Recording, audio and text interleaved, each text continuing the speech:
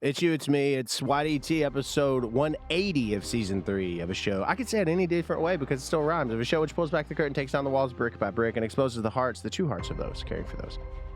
My friend Melissa, Funeral Babe on TikTok, just posted one of my favorite videos that I feel that not only she has posted, but arguably the profession, because people, you all, it's like a belly button.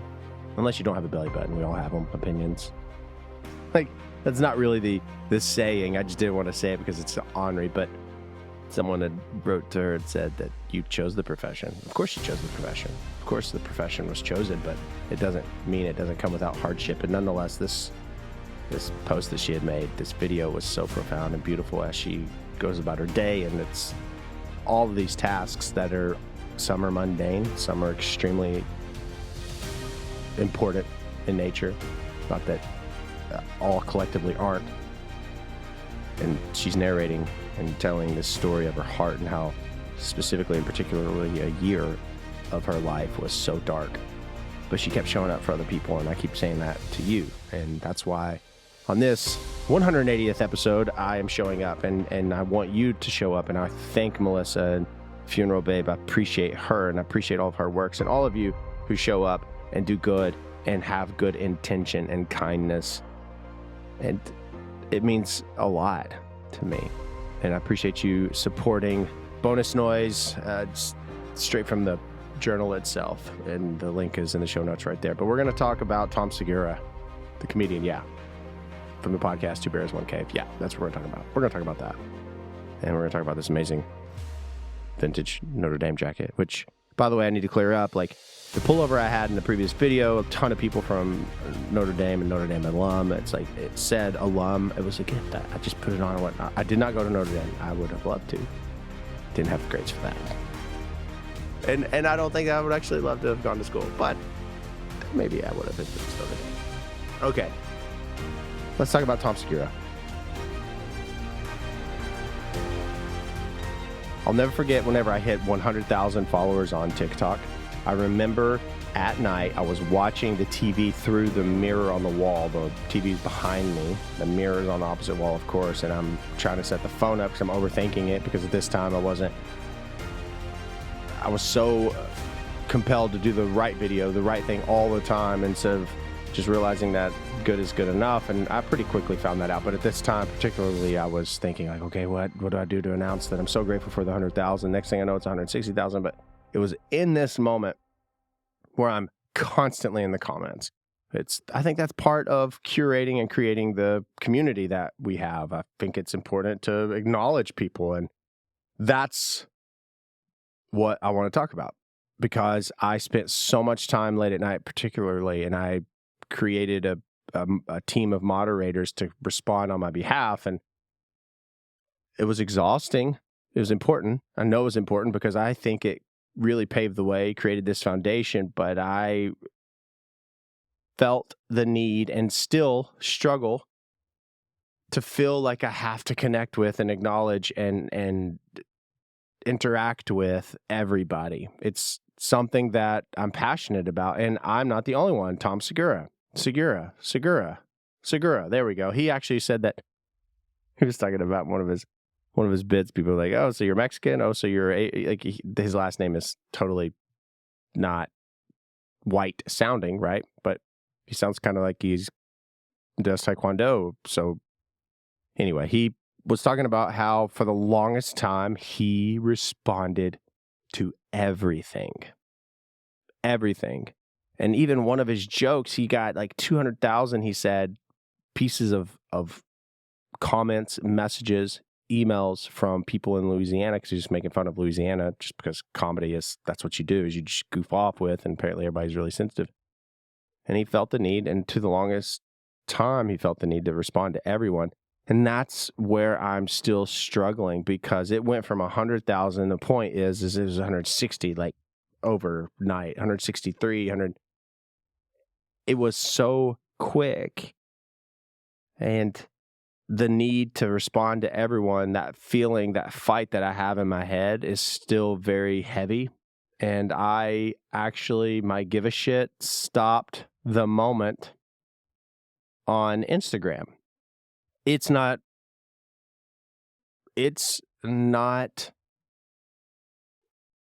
what's the word I'm looking for? It's fair to say that I probably get around, between all the platforms, all the messages and emails and comments from everywhere, about 1,000 a day. Easily. Message requests, comments, DMs, you name it, and Manuel and Sandy and Daniel and every one of us who work so hard, they represent me, right? You see me and you hear what I have to say, and you get to be exposed to these videos that we put out because, I might record them. It might be me on camera, but it's them that are working really hard and diligently, and I'm so grateful for them. But we work so hard to connect with everyone. And this was the icing on the cake for me. This individual wrote a very authentic message about their youthfulness, but being perpetually this overwhelming feeling of being scared of death. And I think that, in my response to them, because I had just so happened to be on this platform, it came in and I was like, wow, that's a thought-provoking message. And it was very articulate. It was intelligent. I felt it warranted a response. And I said, I feel that it's okay that you are scared of death because you have youth and you have so much life, Lord willing, right, in your windshield and not in your rear view, right? The moment that I feel that the majority of life is kind of in the rear view, then I feel that there's this pendulum swing where in time there's going to be this embracing of mortality. I mean, of course you can embrace the fact that we're all going to experience death one day. Yes, but that's a general understanding. We shouldn't sit around at 30 and 40 and 20 years old and just doom and gloom because death is going to meet us one day. So I acknowledge that. I think it's because you have so much left to do and give as far as your time. And I think whenever the sun sets on your life, as it slowly does, then you'll be okay. They followed that up after I had gotten off of that platform, and I went about my day because we release 5 videos a day across every platform: Facebook, Instagram, TikTok, YouTube, LinkedIn. 5, 10, 15, 20, 25. 25. And then we go live on YouTube. So, and we have X, Twitter, whatever the hell, 30. So we're releasing over 30 pieces of content a day. So that's a lot of work. They responded, like 4 more messages. They're very smart, intelligent in their response, and we read them, but we were all very busy with other things. And then we got another response magically that was on the platform again. Why do I have to get on the platform? And I'm getting, because I don't primarily run them, but obviously I have access to my platforms, and I was on the app and I see this come through, and it basically just dogs me about how dare I share this intimate thought with you about, and then you don't respond. It'd been 4 freaking hours. And then I felt this sense of like personal anxiety, like, oh my God, I wasn't quick to respond. And then I was like, you know what? No. I'm a human being. There are a buku of people that need acknowledgement that don't necessarily get it. We try to, but my time is invaluable, as is yours. It's an unreplenishable resource, and I'll be damned if I give that another thought as far as, oh my gosh, I don't want to have let them down. They were acknowledged. They quickly shot back a reply, kind of like what all females tend to do. You ladies in your text messages, blah, blah, blah, blah, blah, blah, blah, blah, blah. I shouldn't even make that joke because I'm not mocking them, but my knee jerk was to get concerned. And then I was like, screw that. So I said, thanks for sharing how you felt. Peace. That kind of thing. Because they said, it basically said, screw you, unfollow. Okay, bye. Bicycle, or the people that go out of their way to come into your, into your yard and to say it's terrible. Like you follow me. It's like going to the restaurant and ordering food that you hate and you hate, but eating it anyway? Choosing the restaurant? Like, why do you follow me? I guess, Tom, it's good to hear Tom, who's had such success. He's had multiple Netflix specials. He has a very successful podcast with Bert Kreischer. He has done incredible things, right? As far as the measuring, if you're going to measure notoriety, and he still struggles, and he struggled with what I just recently was like, you know what? Screw it. I can't comment, message, DM, interact with. I would love to. I think it'd be great, but then at what cost?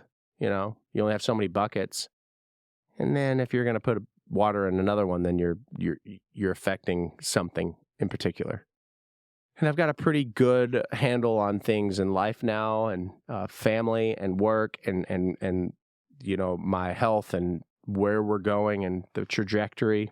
I don't have time for any of that nonsense. So I say it all the time, and I feel that it's authenticity. It resonates, but I meet you where you are. I hear you. I see you.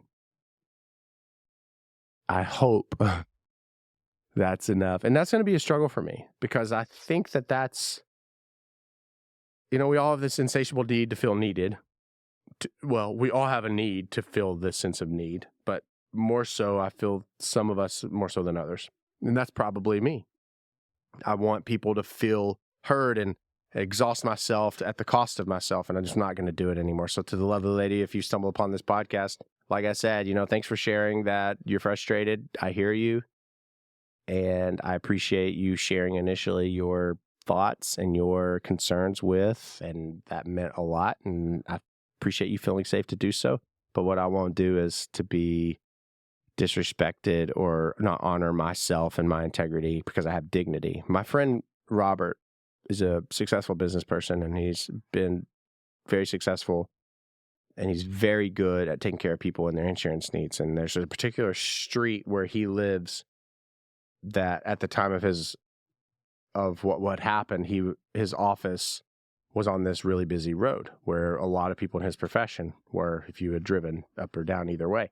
This person came into his office and were giving him 10 kinds of hell. Sat and listened and listened and listened and listened. And he had the defining moment that I just had, in the sense of, with social media, not being able to communicate with everybody all the time, but within his realm, because this person who pays him for a service is just berating him because they don't feel, for some reason, that they were getting what they were paying for, which I would push back, because I have yet to meet someone in his field that do a better job. But he sat back in his chair calmly, and he pointed to his right, which would have been north. He said, if you drive that way about 2 miles, you're going to pass about 9 other individuals who I think might be a better fit for you, because obviously I'm not. And that person who was sitting there being disrespectful at this point sat back in their chair and acknowledged that they were wrong. And there is something about you listening right now. You have self-worth. You have dignity. You should have. I want you to have self-worth. You are worth it. And do not waver. Like, you feel what you feel. I feel that I can only give what I can give. And if you're going to come into my space and say that I suck because I didn't respond quick enough at this point, you know what? Obviously, our worlds don't align. And I want you to acknowledge that you have value, and your time and your intelligence and your talents you have dignity. So Tom, hearing him say that, hearing Robert talking about that, it all aligns again, and that just makes me feel good. It's almost like a victory, a little victory every single day. I mean, it really is. It's a nice little nugget. I'm like, wow, I overcame that, because the old me had 160 and 200,000 followers, and I would have stayed up to make sure I constructed the appropriate comment. And I just would go through these. No more. So I hear you. I love the comments. I love stumbling upon the incredible ones that bless, and we are so appreciative of. I mean, I really don't want to sound like it's not something that we acknowledge. We want to acknowledge all. I mean, I wish there was a way to reply all and then somehow magically make it. Wait, it's impossible. Nonetheless, it's a good thing to always be moving the needle in the positive. And this 180 episode. Oh my gosh, 180 episodes. Like, think of that.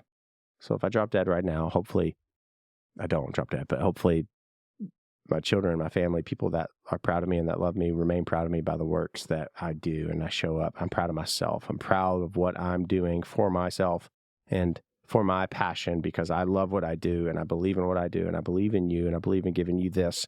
Anywho, I want you to know that it means a lot to me that you support this podcast and also Bonus Noise.